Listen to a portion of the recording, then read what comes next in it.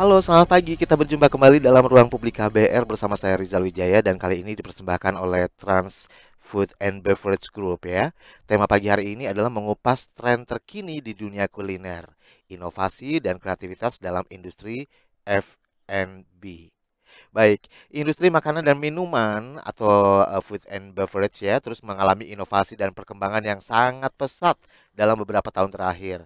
Dan menurut data dari Asosiasi Restoran Indonesia atau RAI, jumlah outlet restoran di Indonesia ini meningkat sebesar 8% setiap tahunnya. Selain itu, survei juga menunjukkan bahwa sebanyak 87% responden lebih memilih mencoba makanan baru dan unik daripada mengonsumsi makanan yang sudah familiar. Dan hal ini menunjukkan betapa pentingnya inovasi dan kreativitas dalam industri F&B di Indonesia untuk memenuhi tuntutan pasar yang semakin beragam dan eksklusif tentunya ya. Dan kreativitas juga menjadi faktor penting dalam industri F&B untuk menarik perhatian konsumen. Misalnya nih, fenomena makanan fotogenik ya yang Instagramable ya kan, yang banyak ditemukan di media sosial. Bahkan nggak sedikit juga yang membuat konten ya.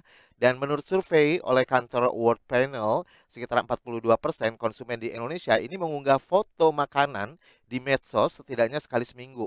Jadi sebelum makan, sibuk foto-foto dulu ya. Jangan sampai dimakan dulu sebelum fotonya beres.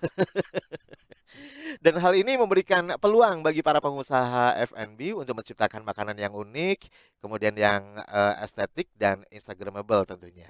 Dan melalui inovasi dan kreativitas dalam industri F&B, pelaku bisnis ini dapat mengikuti tren terkini dan memenuhi kebutuhan yang semakin beragam dari konsumen.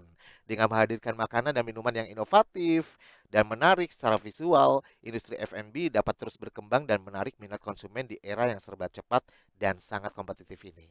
Lalu, seperti apa sih tantangan bagi industri F&B dalam menggait lebih banyak konsumen di Indonesia? Serta inovasi apa saja yang perlu dilakukan untuk tetap bertahan, tetap eksis ya, tidak hanya sekejap saja gitu ya, di tengah derasnya persaingan industri F&B di Indonesia saat ini. Nah, kita akan bahas lebih dalam terkait hal ini di ruang publik KBR yang bisa Anda simak di 100 radio jaringan KBR di seluruh Indonesia dari Aceh hingga Papua. Dan di Jakarta Anda bisa dengarkan di 104,2 MSRI FM. Dan pagi hari ini saya juga tidak sendirian karena saya sudah mengundang hadir ke studio yaitu Mas Daniel Parulian selaku Head of Marketing Trans Food and Beverage. Selamat pagi Mas Daniel. Halo, selamat pagi. Saya panggil Mas Daniel ya. Iya, Pak. Oke, kalau panggil Mas Parulian kayaknya terlalu panjang kan? Ya, Mas, lanjut Nanti lanjut. waktunya habis. Oke, Mas Daniel, ini ngomongin soal tren industri F&B di Indonesia ya, khususnya di Indonesia. Mhm. Seperti apa sebenarnya? Mungkin kalau dari kacamata Mas Daniel nih, tren F&B di Indonesia saat ini seperti apa sih? Ya, jadi sebenarnya tren F&B ini berubah-ubah, Mas. Hmm. Ada tiga sebenarnya Dinamis gitu ya? dinamis. Kalau F&B itu sebenarnya ada tiga. Pertama itu dia menjadi trending, Hmm. tren. Semua ngetren dulu, kemudian menjadi lifestyle. Jadi habis trending dia lifestyle. Jadi bagaimana makanan ini sebenarnya dia bukan ngincer makanannya, Hmm. entah mungkin model bentuk makanannya, bangunan makanannya. Yang terakhir culture. Hmm. Artinya dia udah ketagihan nih. Kalau dia nggak makan makanan ini, kalau dia nggak kesini, dia kayak ada yang nggak pas dalam hidupnya. Oh, Nah, ada yang kurang aja ya? iya. Nah, itu yang ternyata sedang diciptakan oleh industri. Mulai dari model makanannya, mulai dari tempatnya, bahkan sekarang kan kalau dilihat banyak yang sebenarnya orang pada bilang gini, makanannya sih biasa aja itu mah jual Hmm. tempat gitu. Nah, Oh jadi gitu ya. sebenarnya itu tren yang terjadi sekarang. Mulai mengedepankan penampilan di luar makanan itu sendiri. Oke, Gitu, packaging ya. packaging-nya Hmm. betul, Mas. Jadi soal rasa ini udah bukan nomor satu lagi ya? Iya, karena pada dasarnya nanti mereka akan meng-compare, "Oh sebenarnya rasanya biasa aja sih," gitu. Yang penting adalah disukai dan enak di lidah masyarakat Indonesia. Jadi termaafkan ya, Termaafkan. rasa itu jadi termaafkan. Beda cerita mungkin dengan beberapa tahun yang lalu kalau yang fanatik misalnya, Iya, ya kan heeh, legend nih rasanya nih udah pasti betul oke. betul Kalau rame ya antara rasanya enak atau murah gitu kan biasanya betul kayak gitu betul dulu kan. betul. Kalau sekarang justru rasa bukan menjadi nomor satu ya, tapi Betul, tempat. betul sekali. Wow, oke. Apakah itu tempatnya instagramable, ada yang bisa difoto, karena kadang-kadang tadi tuh dia cuma bilang, "Kayaknya sama-sama aja deh rasanya," gitu. View-nya gitu ya Iya, mungkin ya, yang dicari. Oke, nah ini terkait dengan tren pasti juga erat banget dengan kaitannya inovasi dan kreativitas ya kan. Nah, bagaimana sebenarnya inovasi dan kreativitas ini memainkan peran penting dalam menghadapi persaingan di industri food and beverage ini? ya ini, menurut kami penting sekali karena tadi kalau kita nggak ada inovasi itu aja juga akan bosen. Hmm. Inovasi ini berbagai macam, cara gitu ya, mulai dari tempatnya, harganya, kemudian dari packaging produk itu sendiri. Inovasi dibandingkan dengan kreativitas. Bisa jadi basic-nya sama nih, orang kadang-kadang jual contoh croissant. Hmm. Kemarin-kemarin croissant gitu-gitu aja, sekarang kan ada yang croissant dipakein tuna, croissant dipakein bakso. Semakin unik, ya semakin terciptalah, itu kan viral sekarang kan dikit-dikit. Oke. Nah jadi memang ya tadi inovasi dan kreativitas dibarengin sama dengan, minat pasar juga sih, Mas. Hmm. Karena kalau ternyata dia ini nggak minat-minat banget, ya nggak laku juga. Namun kadang-kadang semakin unik justru semakin laku. Itu yang trennya sekarang. Contoh kopi mecin kan. Yang paling beda gitu ya. Iya, jadi orang tapi itu perlu diwaspadai kadang-kadang orang cuma pengen nyoba doang habis itu hilang. Nah, Ah, itu yang kita tekankan bahwa inovasi kreativitas ini again karena ini makanan, basic-nya, jadi ya tadi inovasi tidak boleh kebablasan, harus dibarengi dengan, basic-nya sendiri kita jual adalah makanan. Artinya ya tadi, ujung-ujungnya rasa, menjadi faktor utama di penentu di luar penampilan, di luar, packaging segala faktor macam. pendukung gitu ya. Betul, Jadi kayak misalnya bentuknya pun sekarang udah model-model ya Mas variannya model-model ya. model-model. Mungkin kalau misalnya bisa dibikin bentuk misalnya, beruang atau apa gitu kan, Iya, yang lucu-lucu misalnya ya. iya, Aduh, oke. Tapi, ini memang terbukti ya, makin banyak yang datang gitu iya, penikmatnya gitu, makin banyak ya, Mas, ya? mhm, terbukti itu. Ini apakah momentumnya gara-gara, kemarin pandemi atau seperti apa sih sebenarnya? Iya, bisa jadi karena tadi, pas pandemi kan banyak banget, bertebaran usaha kuliner rumahan gitu ya. Betul. Artinya orang-orang, di rumah mencoba sesuatu yang baru, ngotak-ngatik, nyampur-nyampur, me-mixing segala macam di rumah, jadilah makanan-makanan tertentu atau mempelajari dari sudah ada. Nah, itulah yang, terjadi. Jadi sekarang tren di F&B ini tadi, kadang-kadang orang lihat dulu nih, itu ada viral apa diikutin, itu ada viral apa diikutin, Mmm. gitu. Jadi jarang sekarang orang menciptakan tren, yang ada adalah dia mengadopsi, meniru, serta memodifikasi dari apa yang udah ada. Oh iya betul. Jadi, kreativitasnya udah, sekarang juga beda gitu ya. Iya, Kreativitasnya kalau dulu mungkin menciptakan, jadi trendsetter gitu ya, iya, menciptakan tren. Sekarang malahan jadi follower gitu kan betul, istilahnya ya. Tapi, tentunya dari yang satu ke yang lain inovasinya juga beda-beda. Terbukti betul. tadi disebutkan bahwa, ada apa namanya, meniru, mencontoh, menambahi gitu ya, Iya. 3M itu ya. Oke, kemudian nih langkah-langkah apa nih yang dapat diambil oleh industri F&B untuk mengembangkan inovasi dan kreativitas dalam industri ini, Mas? Pertama adalah mengenai research dulu pastinya. Tentu saja, segala inovasi dan kreativitas ini nggak akan datang kalau tidak di-research dengan baik. Jadi, langkah-langkah ini pertama kita research dulu. Jadi tidak bisa yang asal gitu Iya, ya? kita research dulu kalau emang betul-betul mau pure, dia jualan, tadi paket lengkap, Hmm. tempat, rasa, serta penampilan. Terkadang kan ada yang dia hanya menjual tempatnya doang gitu, tapi kan, ujung-ujungnya customer nggak balik. Jadi pertama Hmm. di-research dulu, research berdasarkan apa yang customer inginkan, kemudian kira-kira ini di Indonesia trennya seperti apa, kemudian kita ambil tren dari luar, kita coba copy, apakah cocok apa enggak. Di-combine. Iya, itu pertama kita research, yang kedua adalah tadi kita harus tahu bahwa Indonesia ini mostly kebanyakan penikmat makanan gurih gitu ya, penikmat makanan yang ya gurih lah bisa dikatakan, bukan yang aneh-aneh dan, tadi kalau kita mau bikin dia porsinya kecil harus sesuai dengan harga, karena terkadang harga juga menentukan gitu ya, mmm Pengaruhnya lumayan besar iya, juga ya harga ya? kadang-kadang ada bilang, "Aduh tuh harganya mahal banget sih," padahal gitu doang gitu. Jadi tadi awalnya memang betul harus di-research dulu Mas, kira-kira apa yang bisa kita lakukan, baru kita develop berdasarkan tadi kondisi market di Indonesia. Eee, Oke.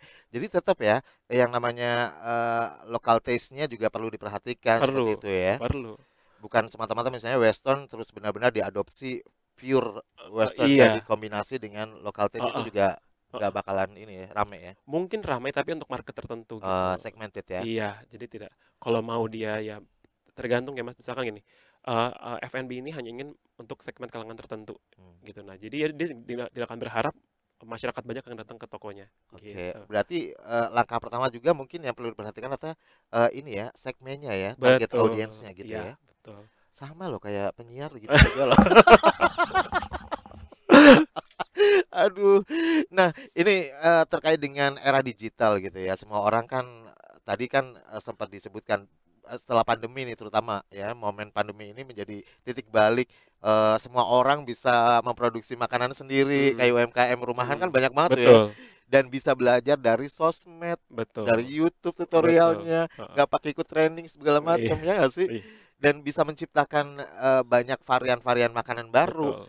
Nah, ini kan peran media sosial. Pengaruhnya seperti apa sih terhadap tren dan popularitas makanan serta minuman di industri F&B ini?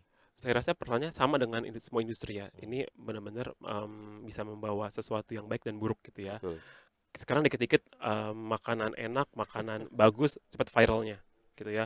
Makanan yang nggak enak pun atau ada salah sedikit juga cepat Lebih viralnya. viral. Iya. Nah ini yang sebenarnya kita harus hati-hati gitu. Hmm, Karena kadang-kadang cuman ada sedikit aja kesalahan tuh udah langsung mempengaruhi brand serta makanan itu. kayaknya rusak semuanya udah. Iya, jadi kalau untuk sesuatu yang pemula, yang ibarat kata UMKM atau Hmm, pemula, itu ini bagus banget media sosial. Kenapa? Karena ya tadi cepet viralnya, cepet taunya. Nah, namun kalau bagi brand besar ini tadi bisa menjadi pedang bermata dua gitu, hmm, karena bisa jadikan kompetitor untuk tadi menjatuhkan produk kita. Karena sesuatu ada yang dikit aja kecilnya, udah sekarang cepet banget viralnya. bener banget. Dan itu Kamera di mana-mana sekarang ya. betul. Oke. Jadi pengaruhnya besar banget ya, Mas ya? Besar banget bagi industri makanan.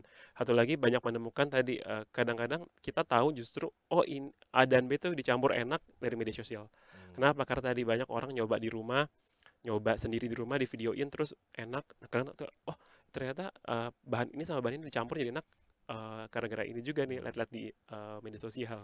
Cuma kadang-kadang memang ya yang namanya apa namanya rasa itu kan relatif ya masing-masing orang Betul, ya. Ada yang suka manis, ada yang suka gurih. betul. Beberapa bagian daerah juga mungkin dominan lebih suka manis, misalnya Iya, daerah Jawa Tengah, Jogja iya gitu kan. betul, Kalau ke luar Jawa lebih suka gurih. betul, Dan ini pengaruhnya seperti apa? Maksudnya apakah juga punya pengaruh besar nih soal rasa, taste, gurih, manis? betul.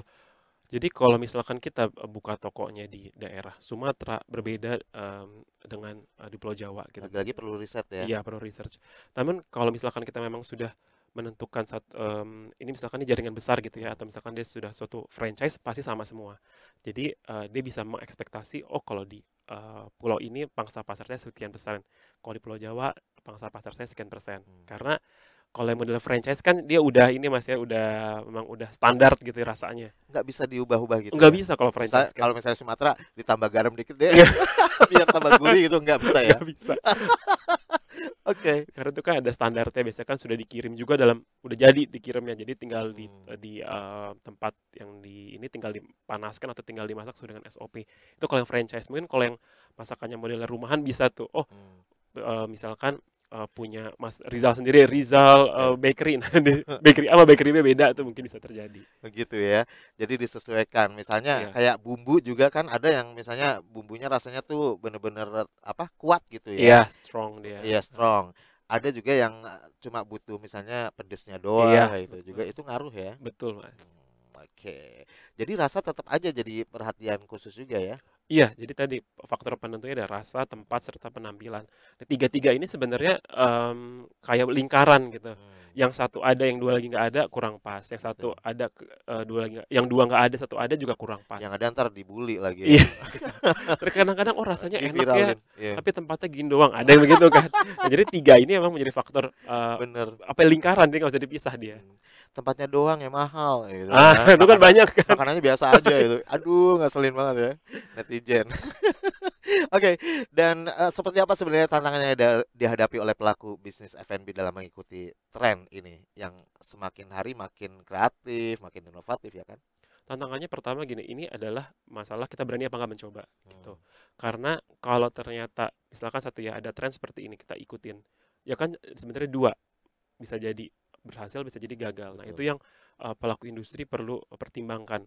Kalau apalagi kalau dia sudah punya brand ya, Hmm, kecuali kalau dia belum punya brand, kemudian dia pengen bikin seperti itu. Misalkan Nggak bisa main spekulasi gitu ya. iya, misalkan saya sudah punya brand nih, brand saya brand A menjual Hmm, jenisnya let's say roti gitu. hmm, Trennya sekarang kan, misalkan tren sekarang adalah roti dikasih ini gitu.